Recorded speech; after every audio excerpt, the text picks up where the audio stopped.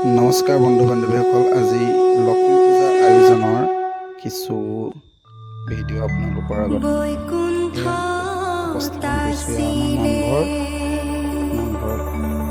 কৰিছোঁ। আমাৰ নামঘৰত সকলোৱে চাকি জ্বলাব